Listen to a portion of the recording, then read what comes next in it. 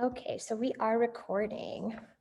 So Cecil, how are you doing? Happy Sunday. Thank you so much for joining us. It's been a busy weekend for you and week leading up to installing the show. How are you feeling about everything? I'm feeling great. I had a really good morning, listening to some Fela Kufi, waiting for this to happen. And it's been good. So I'm really excited about the conversation. It's good to see people online and in the meeting. So I'm looking forward to hear what they have to say. I'm always interested in what the people have to say. I already know what I think. So it's we make things so we can have a conversation with an audience. So the audience is here, the work is here, and I'm really excited to see what happens. Yes, I'm excited as well too. And with that, I want to show you guys a bit of the exhibition. It is still in progress, but I was able to go to the art center and get some great footage of the show that's currently up right now. And I want to show you some of the things that we pieced together. So I'm going to share my screen. Let me just pull up the video.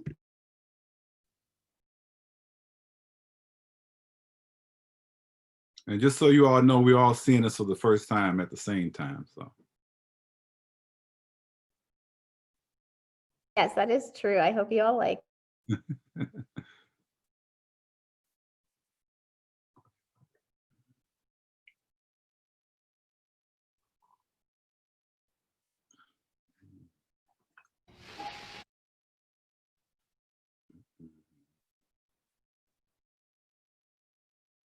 Let me know if you can hear the audio. We were having some trouble in the last one. So if you don't hear the audio once I hit play, feel free to let me know in the chat.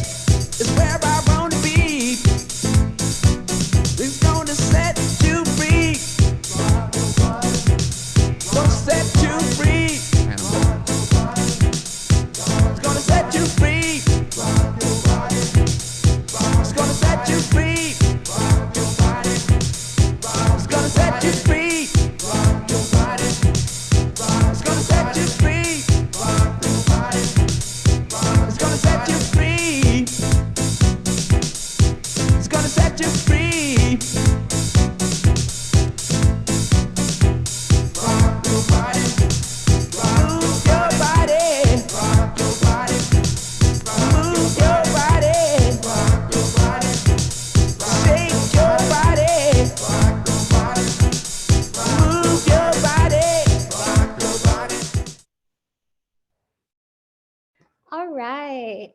That was a brief walkthrough of the exhibition currently up. I didn't choose to share everything. You have to come and visit the Hyde Park Art Center so you can see the rest of the works as well. But I'm curious to see some of the reactions to that. I put together the video. I don't normally do video stuff, but I took a stab at it, but it was definitely a lot of fun. And part of the conversation of the show was really about movement, dance, and juxtaposing the past and present together. So I tried to kind of personify that with the music choices and some of the imagery that was shown as well. Cecil, what did you think about seeing it visually? It was good. I like your blend of the, I'm not sure that choir, that chamber choir piece you played in the beginning, the sound. I'm not, who was that? That was the swing along, Okay. three Negro chorus actually, and it was by the composer that was listed in the Marion as well. So I tried to make that connection to it. Good. I was asking around my partner, who's like a big house head. I was like, "What's a good house song to kind of juxtapose with that?" And she was like, "Frankie Knuckles, Move Your Body" would be a great choice, especially with that posted piece. I love that and the question that you posed in that piece as well. Yeah, that was good. I really enjoyed the blend. It was good to see the movement, seeing you like move through the work. I like at the end when you came in really close and pulled back to show the expanse of that crowd shot that's in that room by itself.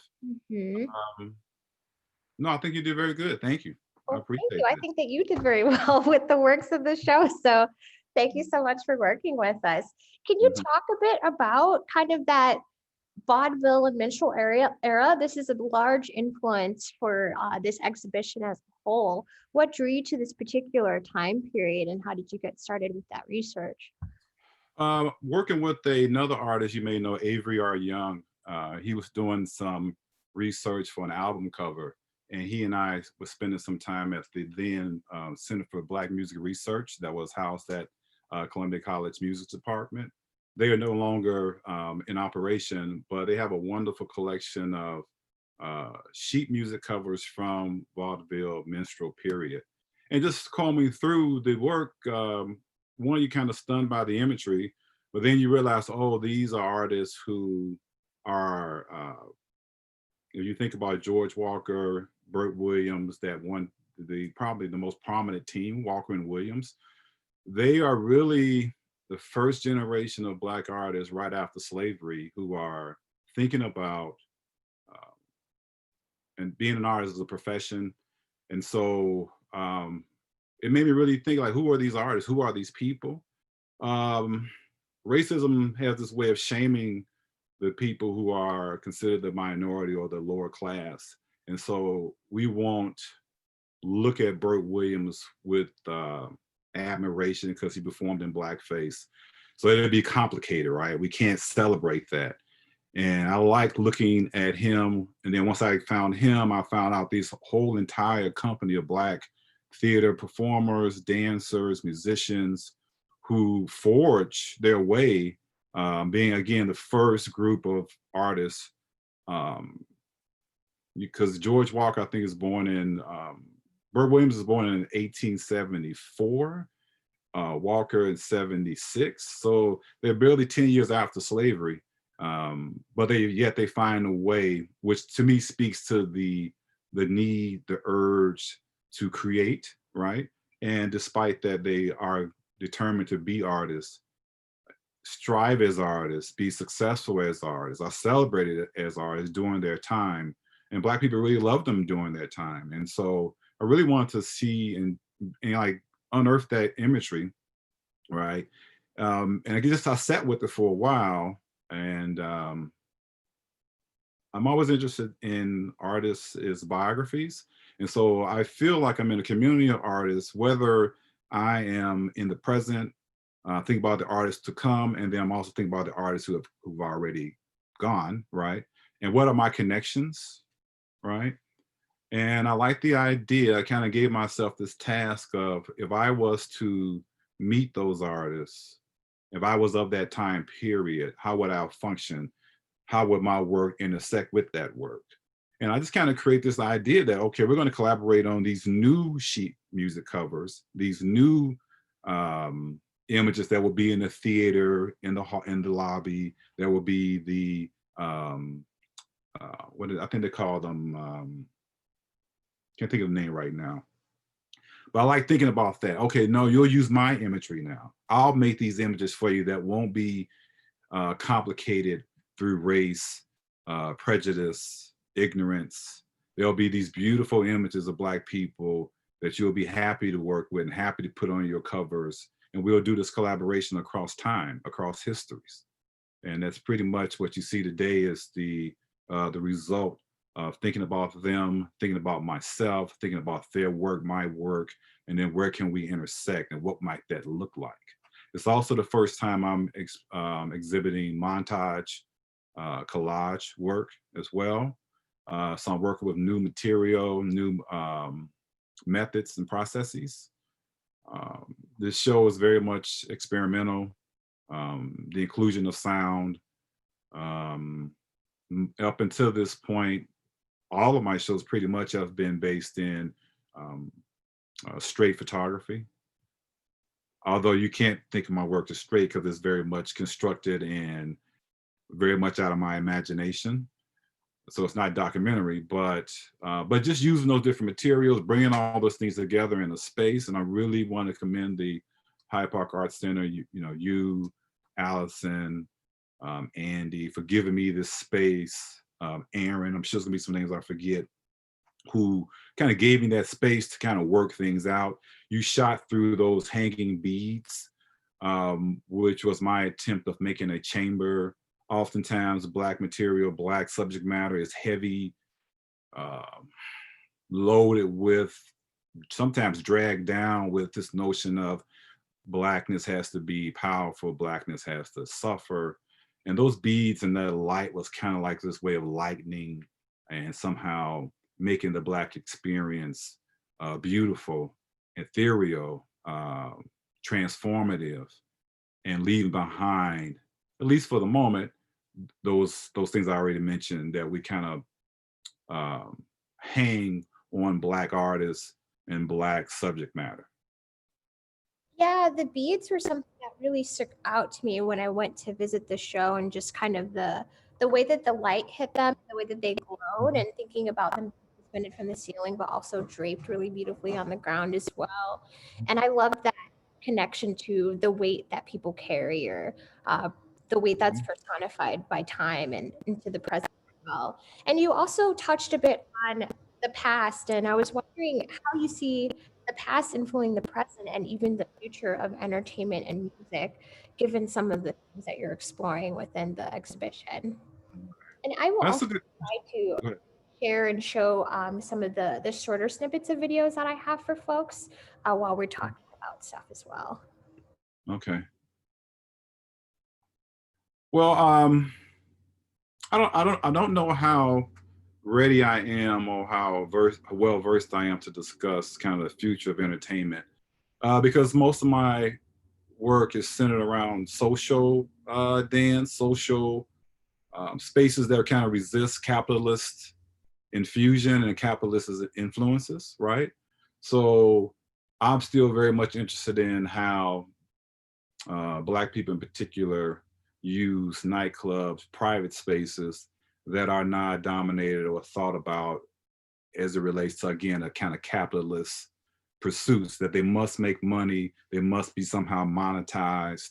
How do you scale a dance, right? So a dance that takes place and is developed in an 8th grade classroom that gets to the street, that then gets to a nightclub. I love that that's hard to capitalize on something like that. And that it's much more of the moment that that person finds themselves in, much like how house music was to me when I was growing up, how steppers, how stepping was taught to me as a child. It had nothing to do with entertainment, which for me is more about paying to see something. This is more about safe spaces, underground spaces, spaces that were free from the white gaze, right? Free from although always on a peripheral, kind of like a police surveillance. Whenever too many Black people are gathered, we want to investigate and why that's happening, even if they appear to be just enjoying themselves. Oh, this looks good on the screen, man. I love how photography, it gets transformed space, right? The camera can do things that if we were there in real time would not do. And so I like how this is really good. Thanks for showing this.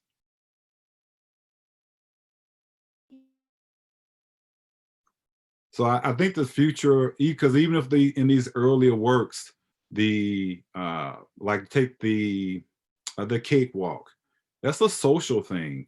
And so many of the dances that eventually get elevated to, and I say elevated in quotations, gets elevated to the theater or to a stage, they start out most of the time in the street, in private spaces. And so it's really about maintaining that, right? Because I feel like there's three places where Black people are themselves, their homes, which I covered in the my domestic work in the Company of Black, nightclub spaces where we go to dance and socialize, and then I would say the church would be the third part of that.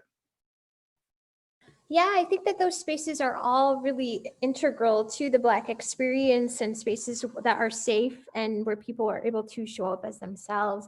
Can you talk a bit about this piece in particular in the cakewalk for folks who don't know what the cakewalk is and how that is included in the Black experience in historical context? Yeah, and this was a dance that the winner would get a cake, right? And it was actually a cake that was given as the prize for the dance.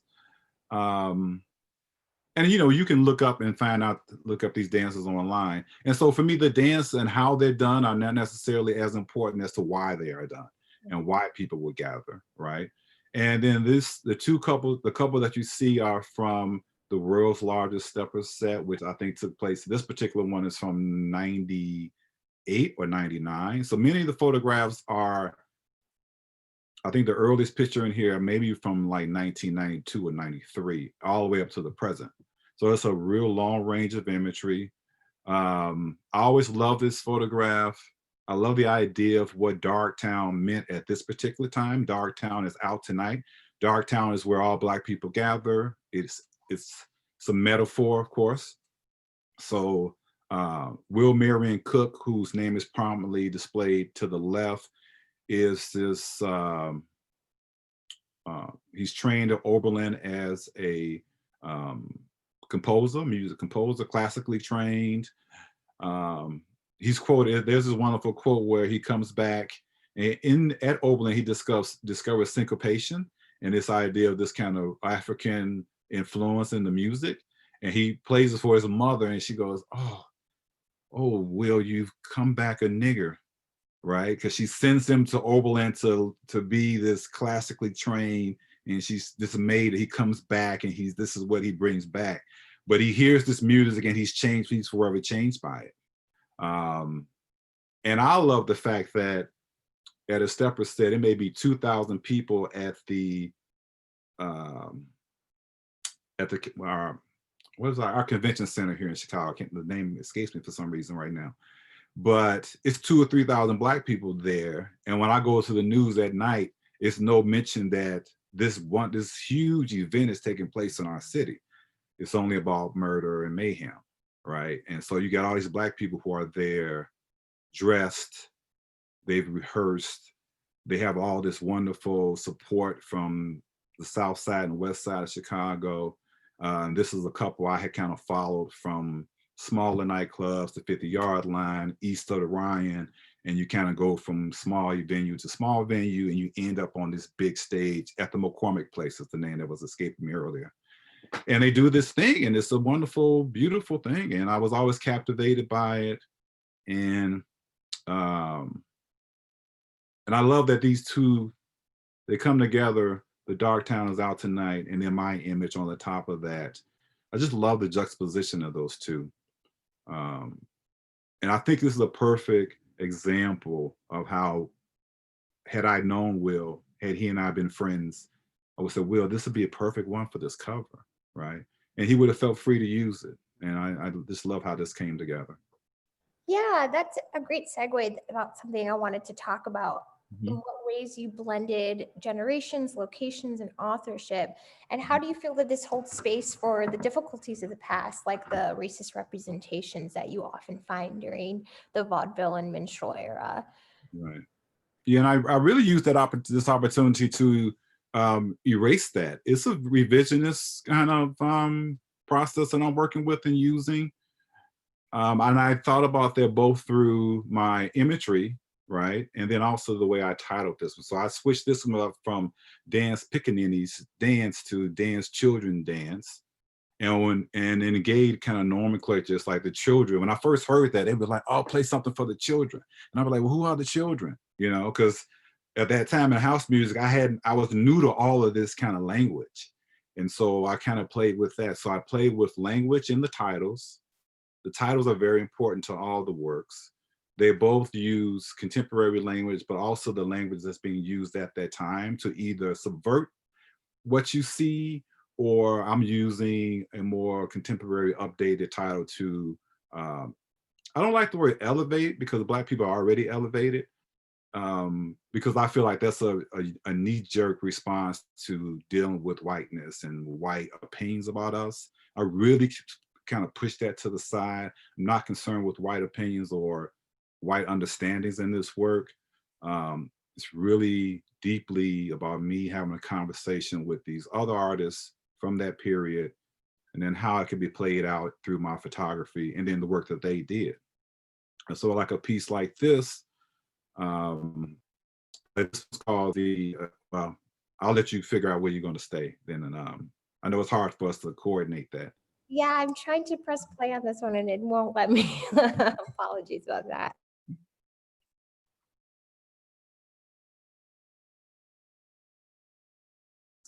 If you go up, I'll let you, I don't know. So like a piece like this, which is, I really wanted to, if you let it play a little bit so that the audience can see it fully, it's a subversion a bit of Burt Williams, who's the character on the back, and he's in blackface. But of course, blackface can't be rendered unless we see the image in color. So if you print it in black and white, he just looks like a dark-skinned man as opposed to a black man in blackface, right? And then I'll put an image of a dancer kind of being swung or kind of moving in time. And I just like putting those on top of each other. So I subvert that notion of blackface. Again, at the time, it's not an issue, right? Because Burt Williams and George Walker, they branded themselves two real coons, right? And it's kind of lovely, right? This idea of you don't need to hire a white man in a blackface, just hire the Black people to do it. We're the real ones. We're the real coons, right? We're real Black men, right? And again, it's obviously meant to be kind of shocking, right? So artists of that period are not above using a shock value to get attention, right? And then the idea of branding, it's like, I'm going to subvert this white gaze. I'm going to, as a matter of fact, I'm gonna point out to you that you're not even thinking about authenticity, right? There's no need to pay a white man to pretend he's Black. Just pay the Black man. Pay us. And we will do a much better job of that. So I just kind of really enjoy those stories, reading that. It's like, oh wow, this is fantastic information. And then, you know what, to Sierra, sometimes the photographs would fit so perfectly in the space that I was considering. And remember, I'm making these images, I made the image on top before I even knew that these other things existed, right? And so bringing them together, on sometimes I would just kind of gasp, like, oh wow, look how they come together. And then of course it's me cutting, right? So there's that surrealist, um, John Hartfield idea of using the montage as a using the knife, right, to cut away, to recreate, and in and of itself, it becomes like a political act, right? So it's both cultural, conceptual, and political It's everything's in there, if I must say so. It's packed. Yeah, and I want to talk about a piece like the one with the woman with the cornrows. That Hmm. one in particular feels like you're merging like a contemporary culture and something that is more of a present day image on top of the older music notes that you have here. And I just was curious about the choice in this one in particular. Yeah, and this one it's three images. So you have the woman on top with in cornrows, and then there's another image you can see in the back of another couple, and then this three, then swing along is the third addition or the third element. This is photographed at the east of the Rhine, or which is on, I think, man, where's the east of the Rhine at? 73rd Street, like east of Keene Drive. A really storied place for dance, steppers in particular. If you read the swing along um, lyrics, they're very much about uplift. They're very much about, um, they employ Black people to move along brightly and joyously in twos. White people, or I think it's old white people are jealous of you to see you, right? And I just think that's a really wonderful kind of way. I mean, if you think about that, the times that these artists are working in and the conditions that they are working under, I mean, it's not lost on me that most of these artists die in their 30s. A few may reach 40. The pressure that they're under, the times that they're working under. But to write a song like this at that period, I just had to figure out a way to use it. And I think the image that I brought with it and applied to it, there's this idea of the swing, right? And we know in jazz music, to swing or to swing hard, as they say, is this idea to be taken along, moved along. In funk, they would say it's the groove, right? Or the beat, the thing that moves the conversation, moves the body, moves the thinking. And those are very important to Black dance, right? So when I found this, I was like, oh, wow, this has to be you. I love the, it's 15 cents. Um, then how do you make a living off of that? Like, how many of those do you have to sell and to make a living? How many pieces of music do you have to write and print to call yourself a working artist? How does that happen, right? And I feel very privileged to be part of a lineage like this. And I think that this conversation about music really touches on, you do also include house music within the exhibition. And I'm curious about how you see house music interacting with the exhibition and with the work as a whole, and how house music interacts with the past as well. Right. Well, if you think about the exhibition, it's only one piece in particular, that one there, 24th, yeah, that's specifically about house. Um, Allison, who's the curator, she and I would be just talking that most of this will be about the montage work, but I was very adamant in that, because this is a part of a bigger body of work called In the Heat of the Cool, which is encompassing a lot more house related ideas, a lot more steppers related ideas, and then also this cuts and beats thing. So I photographed this at the Cultural Center when I was in residency there. And that's me against a installation of what does house mean to you. And so that's part of my practice of performance, the documentation of performance. Can the document of a performance be a work in and of itself, right? And for me, house, which kind of comes out of disco, which disco is all about. It's a really wonderful article about the Bee Gees in New York Times today, but disco is all about underground culture started by gay, Black, and brown people. They say house music happens because white people destroyed that, and then we had to figure out a way to continue with their music. So we didn't think of that as disco. Well, and I say that like I was there. I'm not that old yet, but I remember my mother listened to a lot of it. She never said, "Oh, this is disco music." It was just Black music, or it was just R&B. Then, of course, capitalists, you have to label it in order to sell it. And then, of course, you oversell it, and it becomes a joke, right? well, anyway, so House is thinking about that. House is thinking about that music. And for me, Houses really was a wonderful space for gathering, um, a very welcoming space. It's the first place where I learned about gay culture. Um, and it was the first place to kind of take me away from my home on the far south side of Chicago, where I found all these people and found this music, and then DJ culture in particular, right? Um, so I guess it's all connected in me for me, and that again, it comes from the social space, right? Ideas around gathering, again, not in entertainment venues where it's about this pay to see, but it's more about, because no one's making you may be making enough just to keep the place open, but it's really more about, we love this music, we love this dance, and we must come together and enjoy that, right? And oftentimes things are also happening in these spaces that we think of as pure entertainment or pure leisure.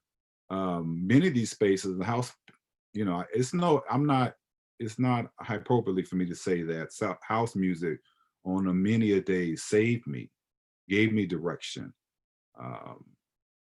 No, I Because think it was something I had never experienced before, and I was able to come out of those parties rejuvenated. I felt stronger.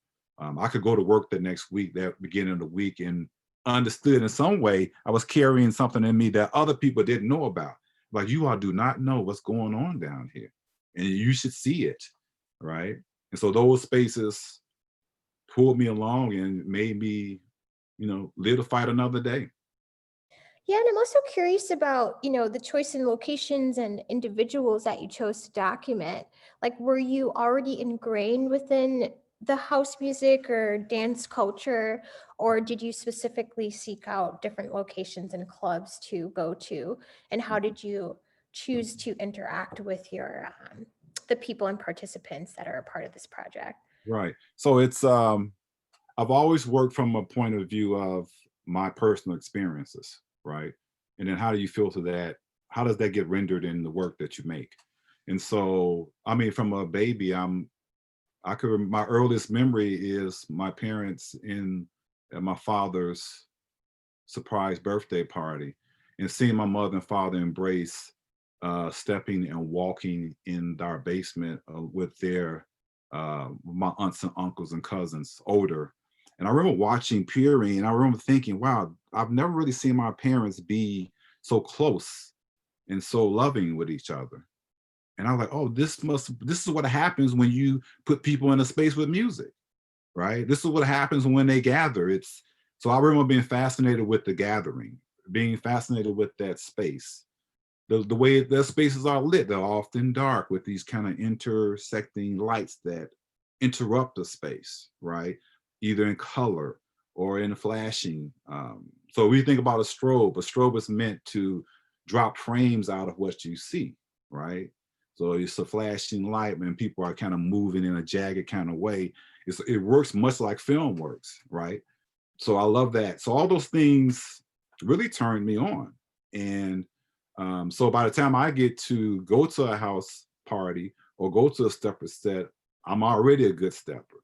I'm already a great dancer. So it's just a natural extension to do that. And it's not about, oh, here's something new for me to see. I'm just really documenting my whole life. These are my people. And you all should, I'm always into this, Sierra, like, you all need to see this, right? They need to see this. And I used this work to get into grad school at Columbia College. This was the work this was my portfolio. Before I started cutting and montaging, I showed this dance work. So it was directly out of my personal experiences as a Black boy on the South Side of Chicago. Oh, that's really I well. don't, you know what? I don't even think of it as documentation. It's more like, I can't think of another word. Because I don't know, sometimes documentation seems to be like you're on the other side of something, but I'm in it, right? And so, like you said, the question like how do I decide and who do I decide to follow is more like, oh, no, that's Sarah and John, and I work with them all the time, or I see them all the time. What's going on, y'all? Y'all really getting down today? And so I'm just following them around. So it's more by, and it's more like, oh, I know what they're going to do. I've watched them do it. And so and at the same time, I'm really teaching myself how to make photographs too. Because I often tell my students, it's much easier to learn your task, the task of making pictures, if you can do it in an environment where you are feel welcome. And in this case, some of these environments I'm loved, right? And I love. And so for me, then because while I can make my photographs in this space where I feel so welcome, it's not work at all. It's really, I'm just here, right?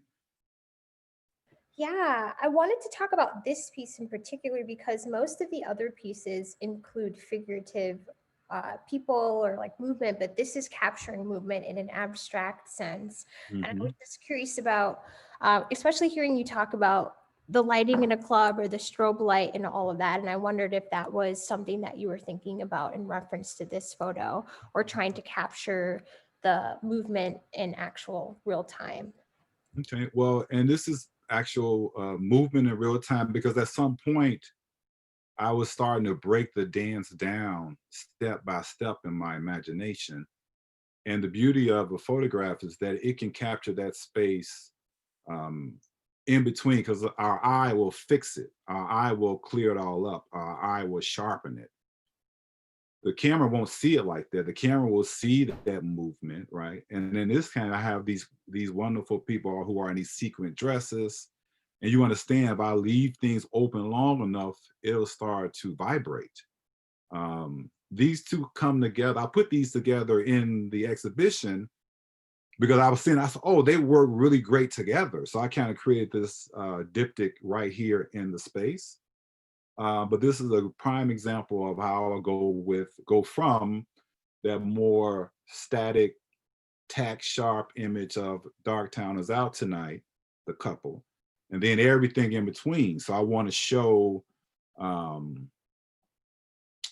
again, stillness, very sharp, very frozen in time. And then on the opposite end, the other end of the spectrum, the other pole is beautiful movement, great lighting, and like the blur of the body, right? And this, to me, this is how dance is in your imagination, right? It's how you think you might look if you're really doing it well, right? I kind of like that. Yes, I've loved you breaking that down as well.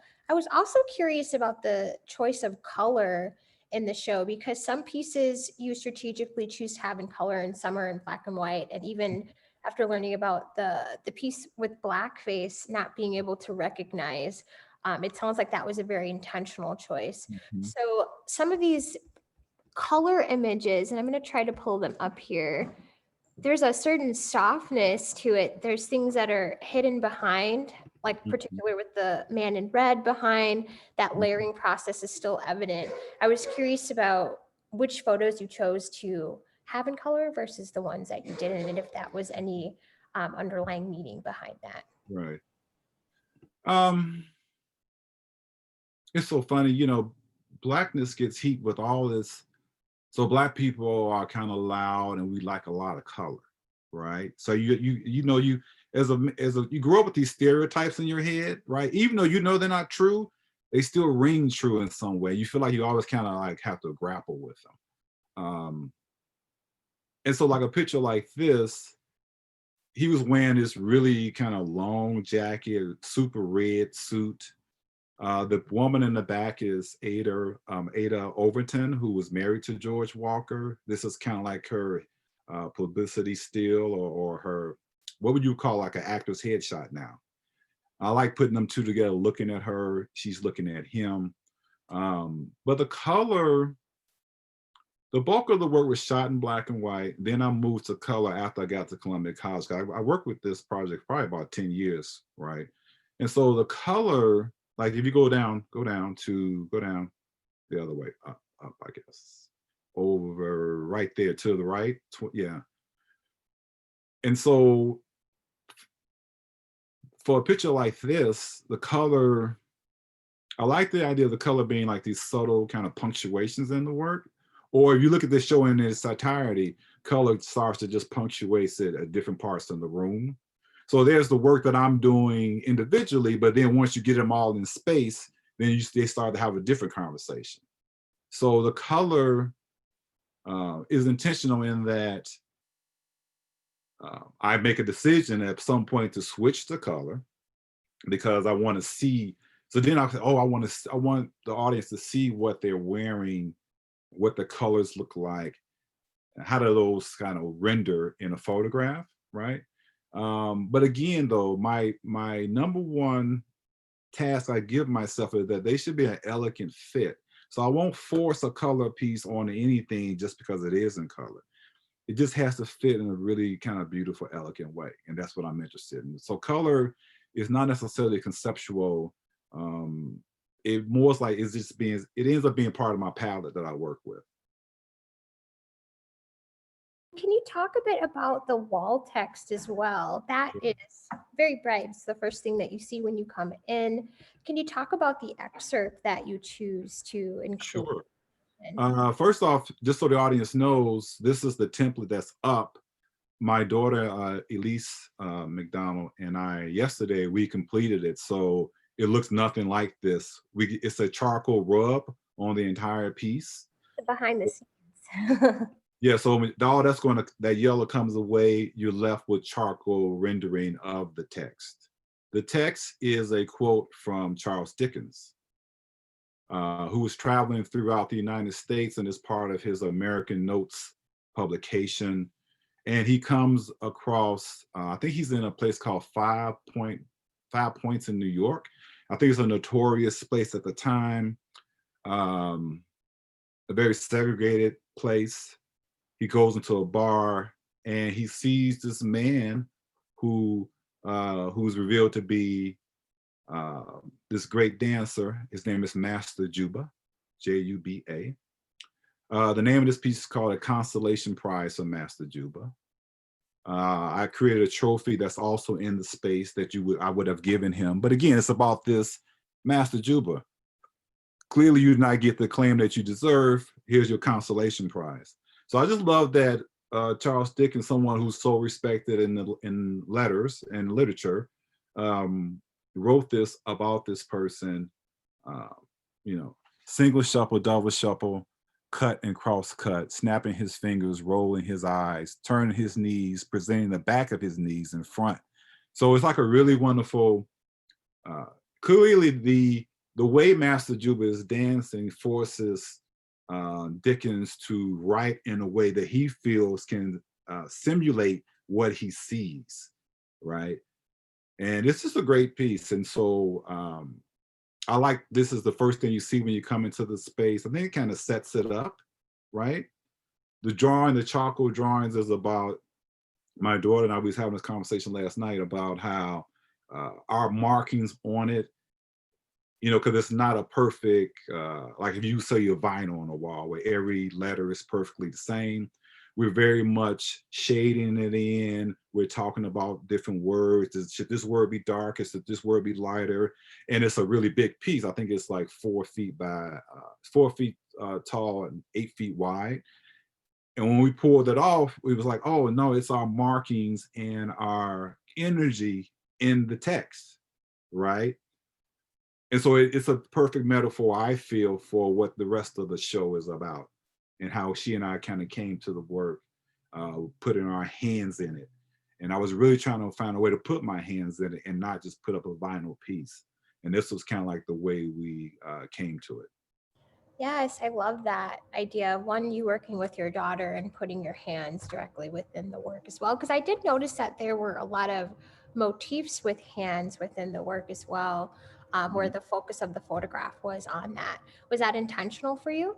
Yes, as always, because I never forget when I showed this work as part of, I think this was back in 2000, and we had this initiative called the City in 2000. And I kept showing these pictures to people, and people kept remarking, well, we can't see their feet. And I said, well, dance is not just about a person's feet. So it was like, oh, they want to see the entire body. Whereas that, I'm past that. I want to see the hand on the shoulder. I want to see pressure put against a person's chest. So I'm really dissecting the bodies that I see in real time. So I'm going from wide to close, like this hand here which was on another person's shoulder. So I extracted that. So here, this is 3 people, 2 women, all both on a George Walker's headshot, right? So I kind of leave the top hat as that trope of the dandy. I'm a bit of a dandy. I love fashion, right? So I never understood why a dandy was considered a bad thing to be, or a dandy was not a serious person to consider. They wouldn't be serious, or they wouldn't be studied, or they wouldn't be elegant or intelligent, right? So I'm sorry I got lost in that, but yeah, so I like dissecting the body within the dance. It is not just about presenting an entire body, because that would just get tired after a while. Then it's more like, no, let's see what the hands do. Let's see what jewelry they're wearing. Let's see how old are they, right? You can see that from texture and skin and those things. So I'm trying to use the camera to, my lens is the way of cutting away in the scene, and then these works I further cut with the blade, and then this idea of reassembling, right? So I really like the idea of my photographs being the source material. I cut and I reassemble, then finding these other images to marry, join, and we do this really wonderful solidifying of what my concept is. Oh, I love that. This is probably one of my favorite images in the show as well. The hand is so striking, and I think what really stood out to me was that it was an older woman's hand as well too. So thank you for explaining that a bit further. And there's a certain intimacy within that as well too that you're privy to seeing when you're a part of those moments. There's another image in the show of an older couple embracing. It doesn't appear as though they're dancing, but it appears as though they're really just holding one another. And that was a really beautiful, subtle way to kind of mimic that feeling that you're trying to get across. Right. And you know, too, that's also about how we want to shame people from dancing after a certain age. Mm-hmm. You know, like you shouldn't want to do this. Your body should pretty much shut down after about 30. Like, why are you still wanting to go to a nightclub after 30? 30, that's for sure. And I know Chicago and house culture and like all of the summer dancings that we missed this past summer is definitely a part of the culture. And you see all kinds of people out there. I went to the Chosen Few with my dad. He goes every year and we just kind of like vibe out together. So I think that's important. Long live dance. We have about 4 minutes left in our conversation with Cecil, and I just wanted to make sure I opened it up to the audience and see if there were any questions or comments from anyone out there who wanted to talk to Cecil about some of the works that we've seen today or about his practice in general.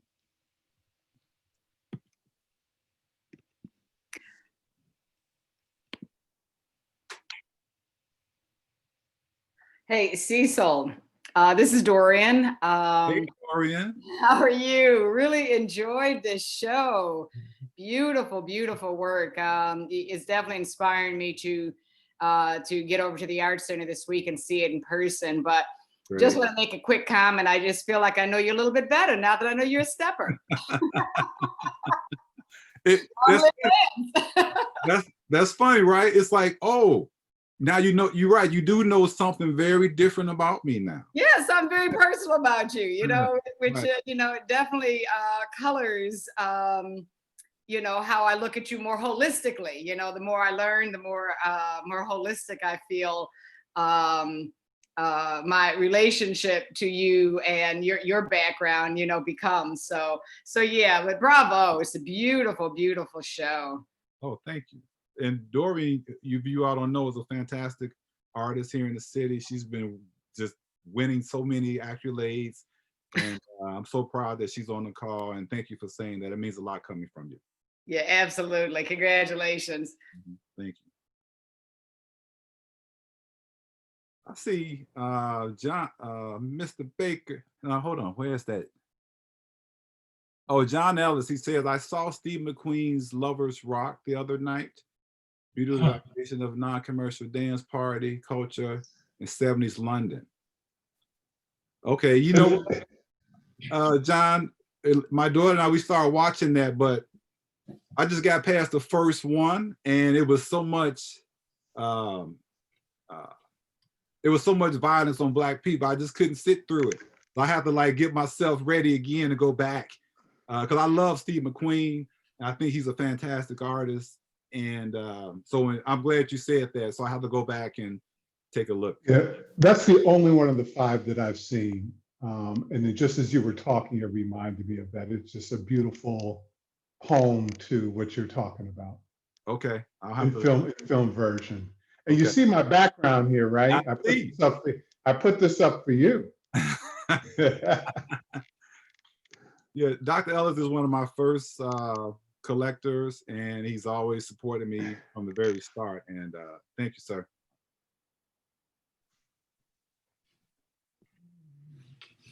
Awesome. Any other folks have comments? You got lots of family in the room. Hello to the family. Thank you all for joining us. And thank you everyone else for joining us today. The Art Center is currently closed due to COVID, but we will be opening back up, hopefully, given the state of the affairs in our country and the virus. But we do look forward to welcoming you back into the building so that you can see this wonderful exhibition.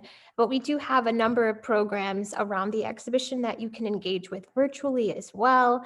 And we do have a walkthrough that I showed at the beginning that is available on our YouTube channel if you'd like to see more of the works outside of the ones that I've shown here. And we'll be updating it once the show is finally completed and all put together so we can get that nice rubbing up as well too.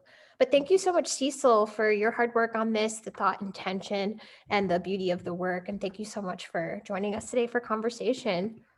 Oh, my pleasure. I think this shows how we have to, everything is collaborative. I can't do any of this without you and your team there. Thank you for all the support of people on the call. And yeah, I think this is a perfect example of how we have to do this thing together. I think the show is up until April. So hopefully we'll outlive some of the COVID stuff, and you can, you'll be able to get there and see it in person, and maybe I can see it with you. That's it. That's all I have to say. Thank you so much for your time, and thank you all for giving me an hour on your Sunday. I appreciate it. Thank you. A nice record collection you have behind you there. Oh, thank you. Awesome. Well, thank you, everyone. We do have one more program after this for our virtual center Sunday.